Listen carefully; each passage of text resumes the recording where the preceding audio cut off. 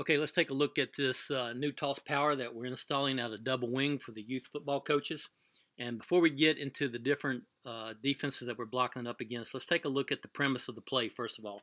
With double wing, you've always got the ability to be a one-back formation or a two-back formation, and the beauty of that is you can motion either your three-back or your two-back and immediately become a two-back formation. That's important to know for a couple reasons. One is that the defense has to stay balanced, but you have to understand as well that if your three-back is going to be a ball carrier one time and a blocker the next, then you have to consider that with your blocking schemes, and you'll see where that comes up here in a little bit. Now, with the toss power is going to tie in with your toss sweep. And essentially what you're going to do, everything is going to look the same. Your quarterback's going to reverse out at 3 o'clock right here and bring the three-back in motion to get them, once again, into a two-back, not quite an eye, but just before they get to the home position right here. Quarterback's going to toss it, and now that three-back needs to stretch this play, get the linebackers flowing over the top, and that will happen because, once again, you're going to run this same look when you run the sweep. Now, let's take a look at the blocking scheme across the board here. Two-back right here. Some people would block down with that two-back. You have to understand it's probably a small kid, probably one of the smallest kids on your offense. So we're going to arc block that on the corner right here because all you're really doing is trying to influence that corner. You're hitting this ball in the C and the D gap.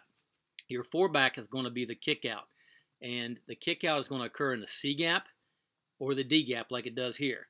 And essentially your rules across the front side are going to be if there's a man inside, you need to help your buddy, the tight end needs to help the tackle here, block that double team to the backside backer. And if you ever have an opportunity or a situation like you're looking at here where maybe there's two double teams and you got to make a decision, then what you want to do, in our opinion, is you want to double team out to the edge to where, once again, you can utilize the sweep fake in the background. Now, the guard is going to pull. Our rule for a guard pulling is try to pull and turn up outside of the double team. And a guard is never going to be wrong on a power if they turn up too early. But what we don't want is you don't want them too wide to stretch the play out. Everybody on the backside is going to block, cut off, and once again, your quarterback's going to boot out because there's always going to be one defender over here that's unblocked. So that's the premise of the play. And you're looking at a 6-2 defense, which you're going to get a lot in youth football.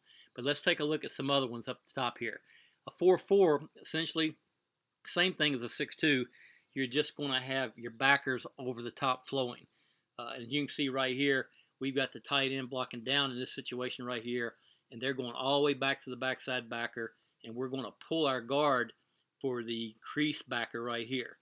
And we'll go to the 4-4 split, which is just 2-3 techniques. Now you got four backers stacked across. Now, once again, nobody for the tight end to block down inside. They're going to base the D-gap player right here. Your two-back is going to outside release. Your double team is going to occur on the 3 technique. So now your four-back will actually be like an ISO lead on the play side backer. And your backside guard is going to wrap for the number 2 backer, and you got double team to the 3 backer. This block right here may be a little complicated for a youth team, but long story short is you got to protect this puller right here. So the center is going to check back on that 3 technique. The guard in the center will work this out. One of them will be on the tackle. The other will work up to the backside backer. Once again, your quarterback's holding the corner with the boot fake. Now, if you get an odd front, like I'm showing you right here, a 5-3, if you've got any threat of a D-gap out here, we're going to take our tight end, double to the middle backer, all right, and we're going to kick out the end.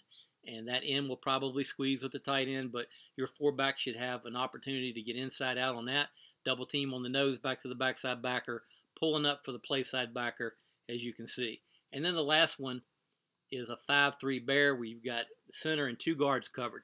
This right here, when you get this, particularly in a youth football blocking scheme, you want to make sure you take care of no penetration. So you want to take your tackle back down on the 3 technique, your guard back down on the 0.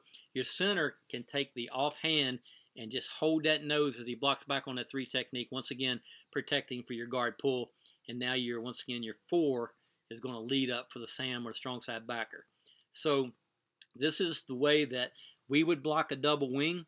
Once again, you have the ability to run this to the left, so you have to be really careful to make sure anything you ask your 3-back or 2-back to do, that it's going to be applicable to somebody that's their size. How are you going to find it? You go to FirstDown Playbook. You can go right here to Coaching Tools for new plays and installs, and you'll see all the new drills that we've got in there, and also these plays. Or you can go up and drill down and find it, or you could even type in toss power right here. So be on the lookout for that. All of you youth football coaches, we got a double wing toss power install going in today.